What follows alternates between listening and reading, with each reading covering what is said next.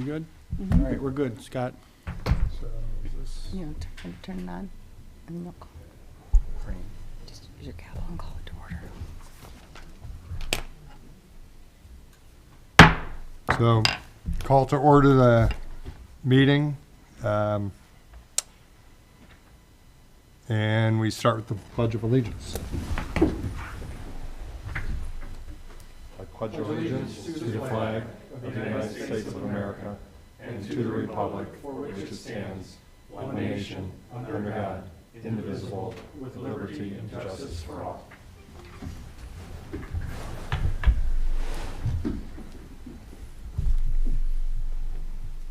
So, roll call, myself, Scott Bell. And You're like Katie. Yeah. She'll- oh, I'm sorry. Yeah. Okay. That's okay. Scott Bell, Here. Lauren Sestek, Present. Ken McNeil, Here. Joe Wizawati, Present. David Westland, Present. Beth Hernandez by way of Katie Burdette, present.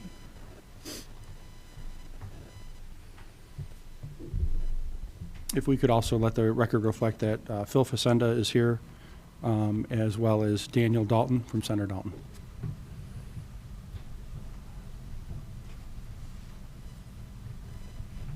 You want me to help you along with this? Yeah, if you don't mind. Okay, so at this point, you need to do an election of officers, and the positions are going to be the president or chairman, the vice president, and the secretary.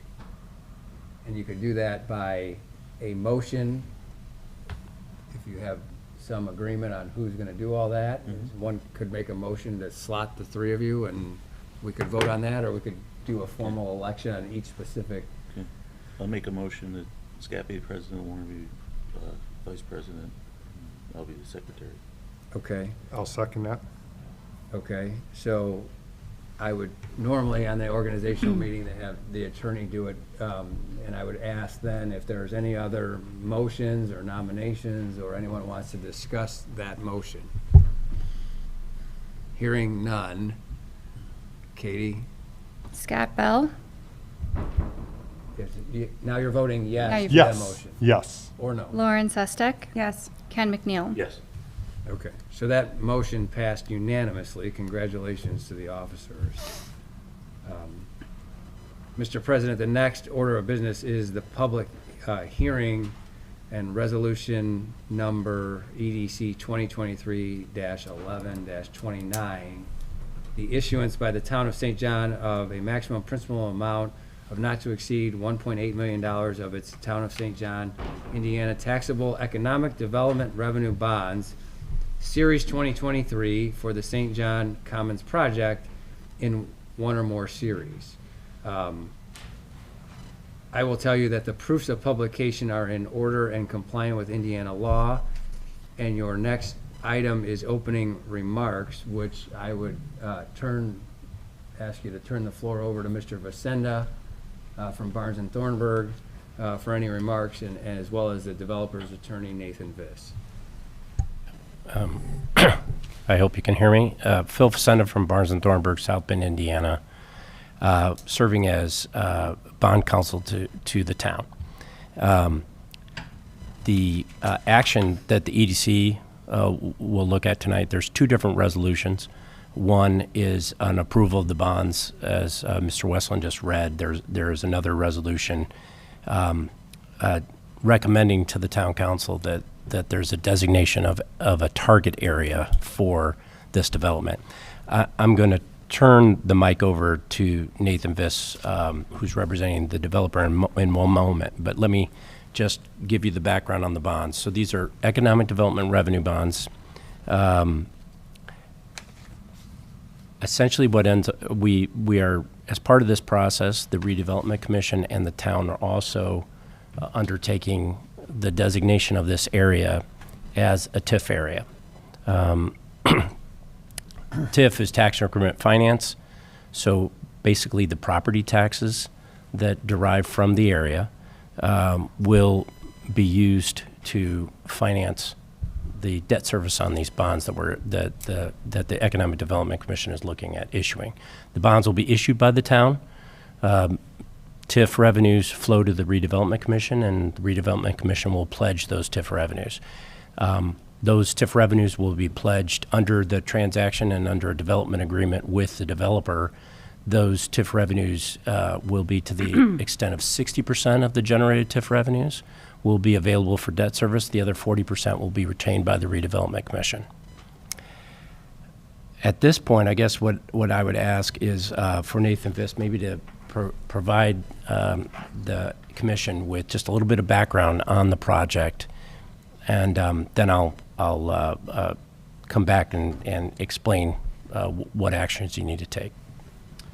Thanks, Phil. Appreciate it. Good evening to the Economic Development Commission. Appreciate your work and contributions to the community. What we have here is the work of probably a couple of years in the making, trying to bring this particular project to fruition. You're aware of the project located on the western entryway of town on Calumet Avenue. It's roughly about 20 acres that's been haggled about for a couple of years between town officials and various developers trying to find a particular use for the property. One of the issues always has been the fact that running alongside the southern edge is about 3 or 4 acres that can't be used because of the high tension wires. You have residential right in the back, you have Calumet in the front. The question has always been, how do we get to a point where we can transition from residential to commercial, as well as maximize the value for the town, the residents, and for our tax flow?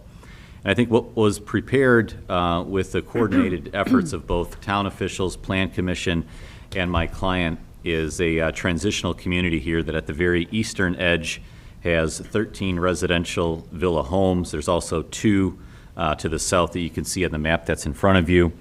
In the middle, then, what we have is a buffering zone or a blue zone, a retention pond that is going to be handling all of the runoff water that is developed through that area.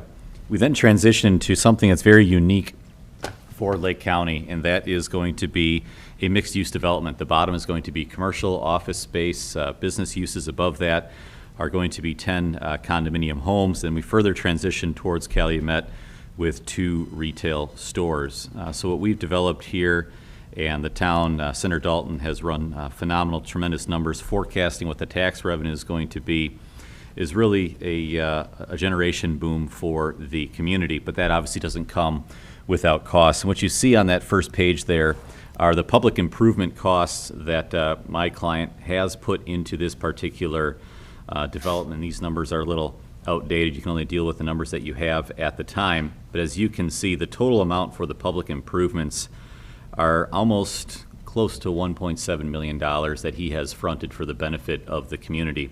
I think one of the most outstanding items that's, you really can't show it, but along the entirety of Calumet Avenue is going to be an extension of a water main line.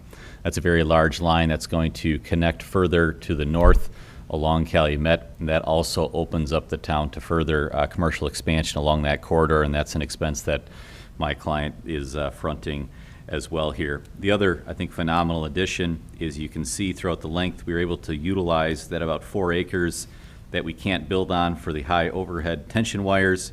We've got an extension of the bicycle path that's through that area. It's a wonderful boon to the communities that are there, creating a lot of connectivity for that area. So as Mr. Facenda has indicated then, what we're seeking this evening is your approval as we move forward for the procurement of an economic development bond. I would note, just in the last 2 months, there's recently been a change in Indiana law that's expanded the opportunity for economic development commissions such as yourself, RDCs, and town councils to also collect TIF revenue from residential developments. And even though we only have 15 homes here, we took a look with town officials and with Phil and with Senator Dalton and said, hey, it makes sense that we capture those dollars as well. So in the last 2 months, we've added that recent change to Indiana law so we can capture those dollars. And the last item that I'll then mention is when the bond is procured, again, this isn't an expense that the town is going to occur up front or the residents. The costs of procuring a bond such as this are significant. They're estimated to be between $125,000 to $150,000, and that's an expense that my client is going to front as well. And I think it's good to note that does not fall on the taxpayers. So we are excited about this development. As you can see, there are portions of this project coming up out of the ground. A significant amount of the public infrastructure has been put in. There's more to go, including that water infrastructure line. But these dollars are definitely being put to good use. And based upon the conservative estimates that we are seeing from Senator Dalton's numbers here, there is more than ample tax revenue that's going to come in to cover these costs and put great dollars back into the RDC's pockets to put back to work into the town, especially in this area. Any questions? The 14 million estimated cost, that's in addition to the 1.8, is that right? Correct. Correct. Yep. The other item that I should reference, Mr. Chairman, as well, this is in your reports as well as the approvals that are tentatively before you this evening, is once this project is up and running, the anticipated job creation that comes out of a project of this magnitude. And again, we've taken quotes. It's part of your record here this evening. It's direct numbers from Indiana Wage Data Source. We are anticipating the creation of 63 new full-time jobs, 198 part-time jobs, and 75 temporary construction jobs from both this past year through approximately 2026 that are going to be created. So the job revenue that's created, all local jobs, my clients using all local contractors and suppliers, it's a tremendous impact on the community.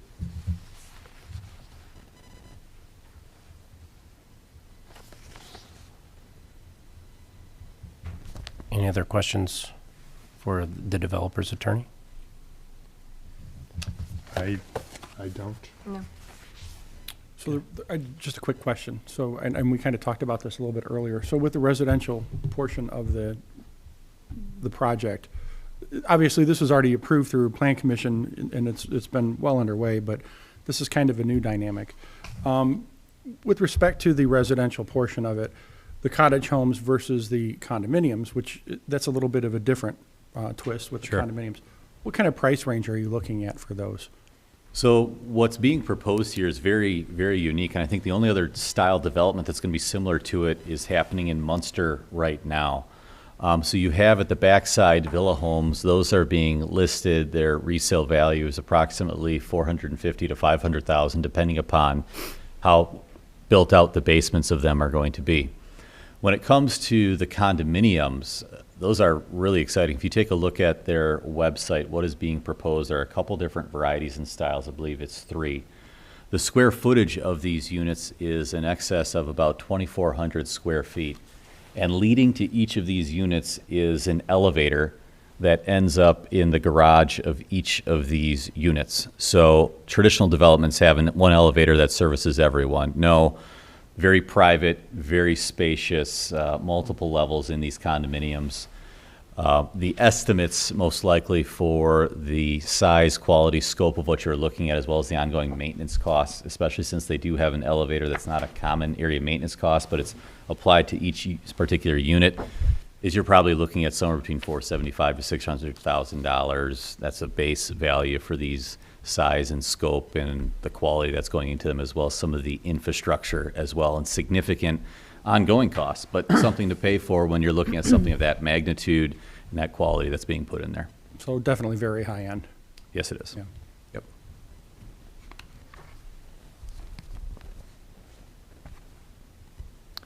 All right, thank you. Thank you. Okay, if there are, so with regard to the bond resolution, which will be the first one that you'll consider and the one that's actually subject to the public hearing, I had detailed for you, Nathan detailed for you the project. I had detailed for you some of the particulars with regard to the bond. But it's, again, $1.8 million bond. It were contemplated to be a 20-year term. The interest rate on the bonds, these will be taxable bonds, not tax exempt. And as such, the interest rate, the maximum interest rate on the bonds would be 7.5% under the resolutions. And again, 60% of the TIF will go to pay for the debt service on the bonds, another 40% remaining with the redevelopment commission. Your resolution tonight will essentially recommend to the town council that they adopt a similar resolution approving the bonds. And the underlying bond documents, which are also available tonight, trust indenture and a loan agreement. There will be a formal closing with numerous closing documents that will be part of this. If you have questions on the resolution, I'm happy to answer those, and otherwise, we would need to open up a public hearing. Mr. President, if it's okay, and Phil, I just wanted to point out two things before you open the public hearing. First off, the schedule for construction, public improvements by next summer, commercial construction, spring of '25, the mixed-use buildings, the spring of '26, and the residential buildings, spring of '26. So you'll see significant movement, I would imagine, as soon as the thaw hits next spring. And the second thing, and Phil, if I mess this up, and I think it's important for folks that are voting on this to understand, there are different types of bonds. Typically when you provide an incentive to a developer, a lot of times you will go out to a third party that you take a loan from, that the town is taking a loan from that person, and then they're using the TIF revenue to pay back the loan or the bond payment to that third party, like a bank, okay? This is a developer purchased bond, and why that is good for the town and is much less risky is the following. The developer is basically saying, I'm going to do this 1.8 approximately in improvements. I'm putting that in, and in exchange for that, I'm taking my bond or a note, right, that gets paid 60% of that stream of taxes, the TIF revenue that comes in. In the development agreement, we've been able to negotiate that if that 60%, so that construction schedule I just laid out for you, obviously we all know that taxes are assessed in arrears, and so some of these things are not going to come online until 2027. So the full impact of the tax stream is not hitting until like 2027. So the question would be, well, we're falling in arrears, right? Like on our payment to the developer. The good news is that in the bond documents, they can't take more than 60%. We always get 40%, and if there's a shortfall at the end of the 20 years, that's their problem. So, for instance, let's say lightning strikes, and we certainly all hope this doesn't happen, but the project gets delayed or it's not built out exactly to the assessed value that we're all hoping. By the developer purchasing the bond, the developer is saying to you, I'm going to stand behind it and I'm willing to take the risk. They're taking that risk. Right. Okay. As opposed to in a traditional setting, we would still owe that third party and we'd have to find the funds from some other source to pay it. So it's kind of the newest trick is that developers are saying, all right, yeah, we will purchase our own bonds because they're finding that municipalities are much more willing to go in with them on these deals because they're taking all the risk. So I think you can have comfort in the fact that, if something doesn't happen according to plan, the developer has put his name behind it and he's the one that's going to take the risk for it. Yeah. And I just wanted that, because we get that question, Phil and I get that question all the time, like what's the difference between a developer purchase bond and a regular bond where you go out to a third party? And that is the key difference. And if I screwed that up at all, No, Phil, chime in. it's an important point that you made, and I know you intimated this, but so one point that we always make, and we'll make tonight with the town council and the RDC, is that the bonds, there's no general tax pledge of the town. These are solely payable from the TIF revenues that are generated from the project, and if those TIF revenues are not available or are below what the anticipated amounts are, the developer will not be paid the full amount of the debt service in that given year. And if it's not repaid fully in 20 years, Then they you're wouldn't done. They just wouldn't be repaid the full amount. Right, correct. That's correct. So with that Mr. think- Viss. Great clarifications, Dave, and I think two other things too that the town was insistent upon is the fact that my client can't go back and appeal the valuations of the properties, which you typically see in some instances, right? Well, that's a negative against my client because now we're reducing our revenue flow. So that's one of the other items that was negotiated as well for the benefit and safeguarding of everybody.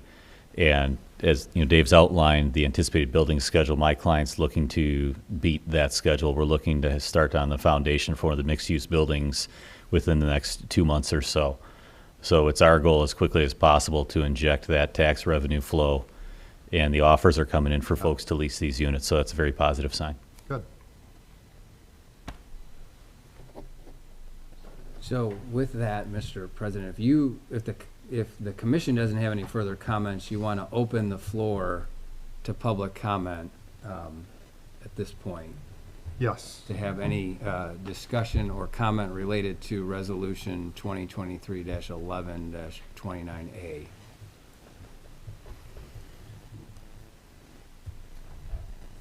Yes. Yeah. I just had a question. Is it We on the did- east side Can you or west please side come of up to the Calumet? microphone? Otherwise, they can't hear you at home. Is it on the east side or west side of Calumet Avenue? This is on the east side. East side. Does it have anything to do with affordable housing? 'Cause it No, didn't not at sound all. like it. No, not unless you consider 475, No, 600,000. that was the rumor going around that it was. Oh, I know, there's a really bad rumor that this is gonna bring Section 8 and all that stuff. Yeah. You know, people are crazy. You don't believe what you hear. This is definitely not any kind of project like that. Gotcha. Absolutely not. All right. But it's on the east side. That's correct, yes. Yeah. Oh, I'm sorry, can we have your name for the record? Brett Tucker. I Brent- signed it. Brent Tucker, thank you.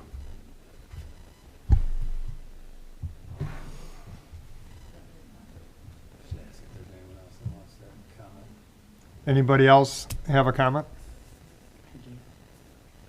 I just want to know where it's going to go. So I think just it's wanna know- almost 101st and Calumet. It's Yeah, just south of 101st. Yeah, Jason's pulling it up. Just south of 101st, okay. What kind of value are the homes going to be going up as?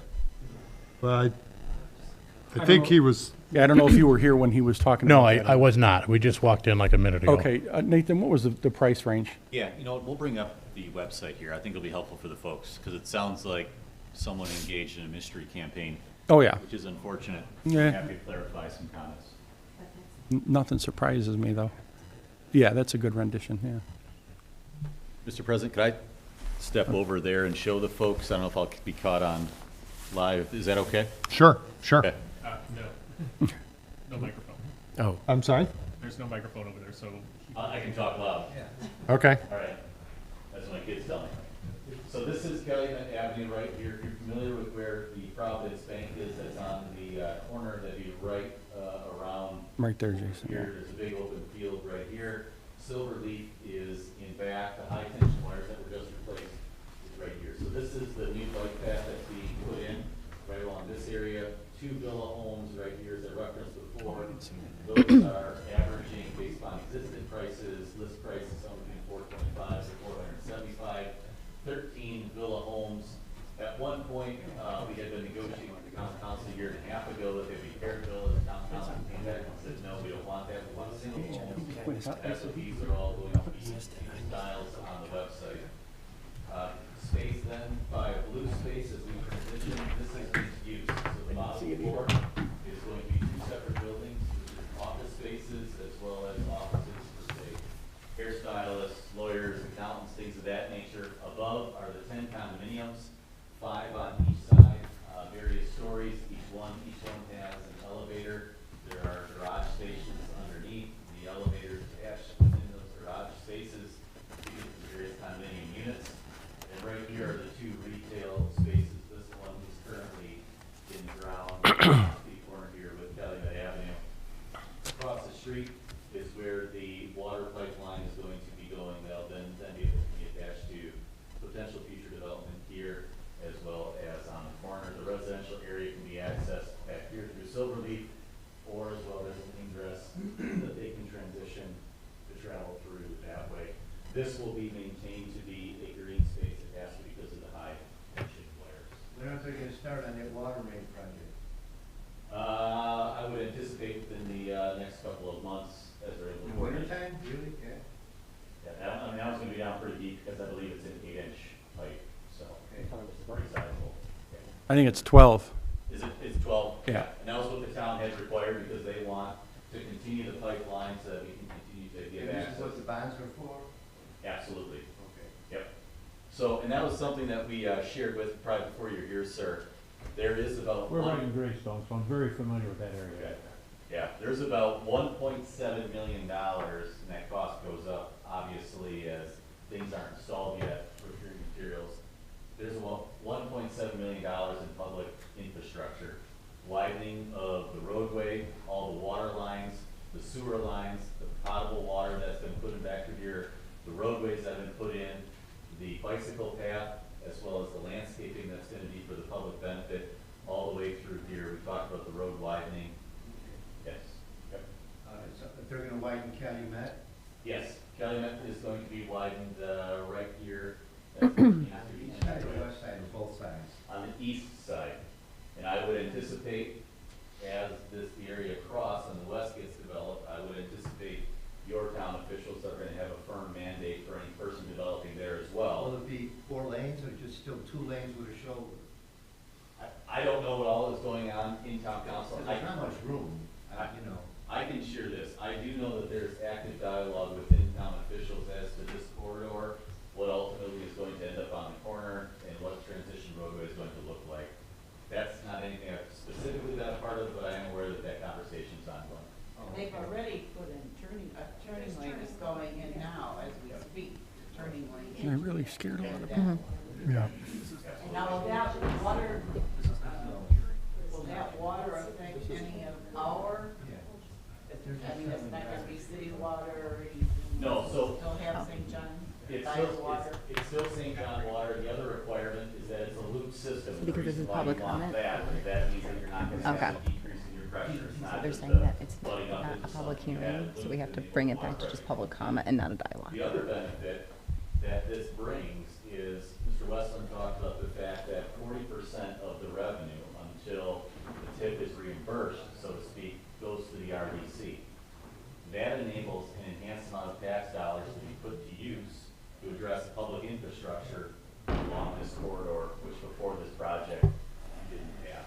And that is several million dollars over the course of 20 years. So, Mr.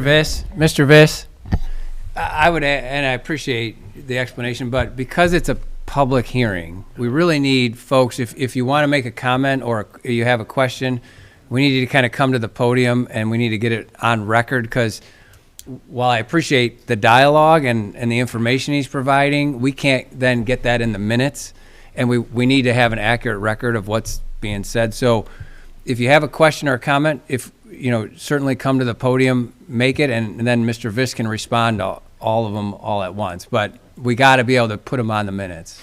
And with that back and forth, it's kind of difficult, and I would hate to be the one trying to type that, so. Okay, I have one more question. On both ends of Calumet there, we heard on 101st as well as 109th, there was going to be on 231 down there, there were going to be 2 roundabouts added at some point. Is that still in the plan, or was it ever in the plan? I can tell you that, I mean, this is kind of unrelated to what we're talking about here, but just briefly, there's a corridor study that's been ongoing for kinda the is. past year. It is related. Yeah, well, there's a corridor study that's been going on. This is part of the corridor study, is Calumet, 109th, that's part of this corridor study. So there's been no resolution and no determination on what's going to go where in terms of roundabouts. We had discussion and some preliminary engineering for one on White Oak and 109th. That one we have been kind of working on. But other than that, there's been no other discussion. I know we talked a little bit about maybe doing one on 101st and Calumet, but that's pretty much it. Okay. We're looking at ways to improve the traffic flow through there, and Nathan Viz and his team have been really good cooperating with the town and making accommodations to make that But they happen. do need to figure it out, because everybody's using Calumet right now. It's bad. It's bad. horrible, So and we they're gotta gonna find ruin a way whatever to street keep you the put in there. traffic flowing. Yeah. Because there's nothing but semis and crap going down there. It's horrible. Right. They're gonna ruin whatever road you put in there, Yeah. so. And you we'll, gotta we'll make it be, right. we've got plans for discussions with neighboring Illinois Department of Transportation, NDOT, but again, Well, I'm that's- pretty happy with that, because we've been watching it go up, and it Yeah. looks pretty good. Yeah, thank So, you, yeah. thank you. Okay, that's all I got. Thank you. If anyone else, and then step to the podium. Does anybody else have a question or comment?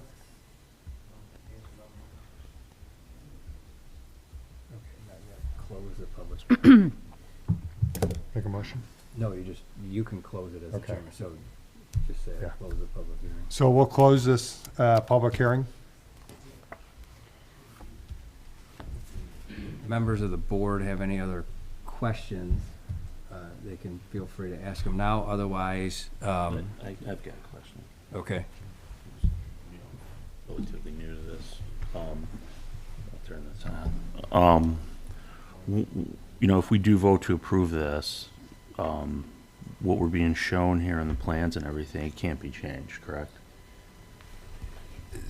So, you asked an absolute question, right? Like, so it would be very, very difficult It would have to to come change, back here to change the it. plans. These plans were approved by the Plan Commission, and this, what you see in front of you, he would have to go through numerous steps to change those plans. Additionally, all of his bond payment, right, is tied to this valuation based off of this plan. So he would be risking getting his money back. Okay.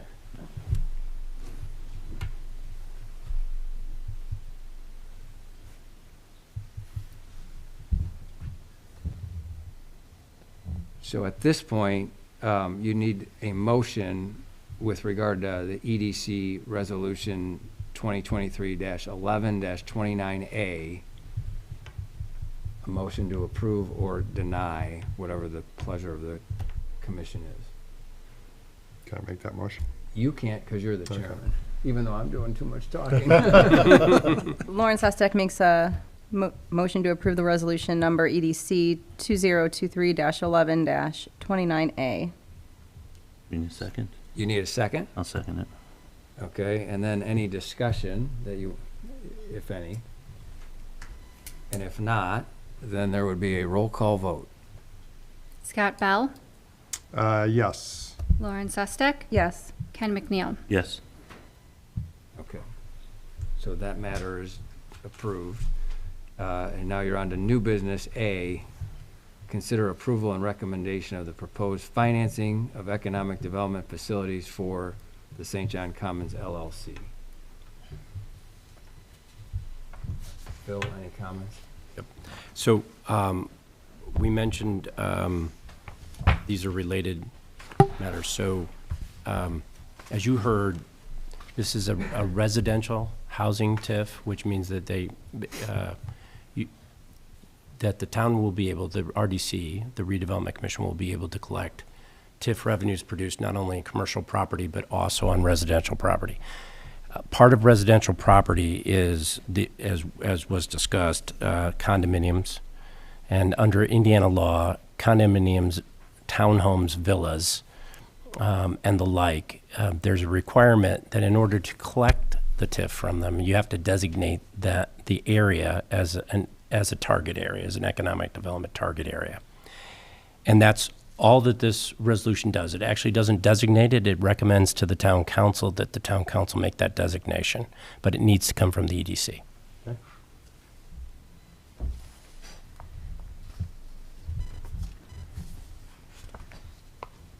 So Phil, you were looking for a motion to approve resolution number 2023-11-29B, recommending the designation of the economic development target area in the town of St. John.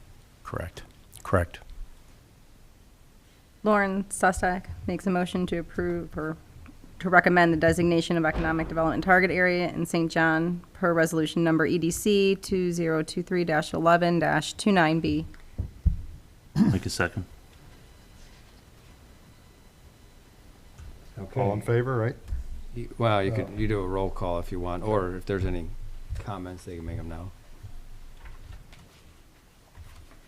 Roll call?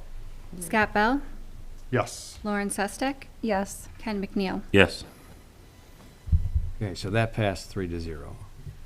I think your last item is the development agreement itself, which is the 40-odd page agreement that kind of locks in the developer to all the things we've previously talked about. That construction schedule is in there, the bond is in there, the payment on the bond, the 60-40 split on the fact that they can't appeal their taxes is all contained in that 40-page document, along with their agreement, Ken, that they're going to build this project.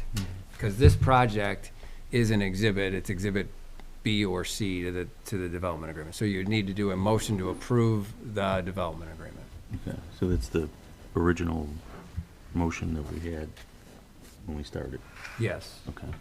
So it'd be, yeah, but we need that, because that's technically a separate contract, so we want to have that right here. We want to have that approved. Okay, consider approval, I'll make a motion to consider approval of development agreement with St. John Commons LLC. Lauren Sestak seconds that motion. There's no questions. Roll call. Scott Bell, Yes. Lauren Sustek. Yes. Ken McNeil. Yes.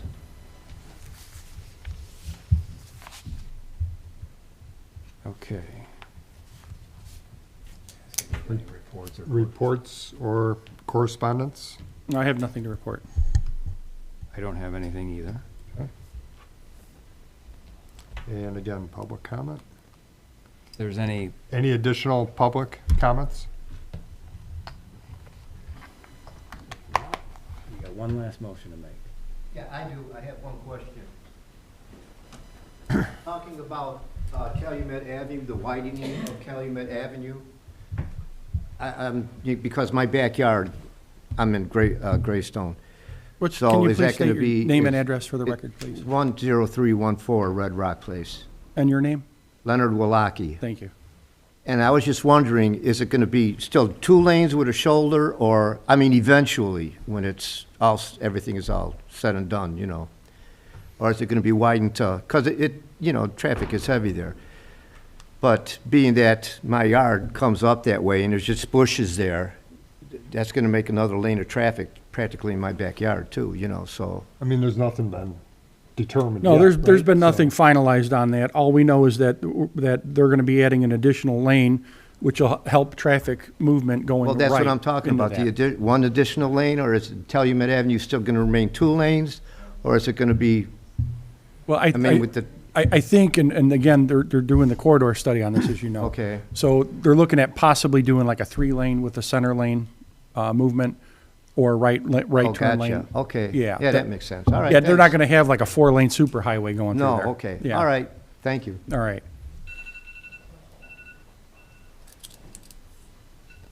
Anyone else? Motion to adjourn? I'll make a motion to adjourn. I'll second the motion. All in favor? Aye. Aye. All right, you're adjourned. If you want to come over here. Sure thing. Oh, man. Just sign under secretary. Yes. Okay. So just Look at it. their tab.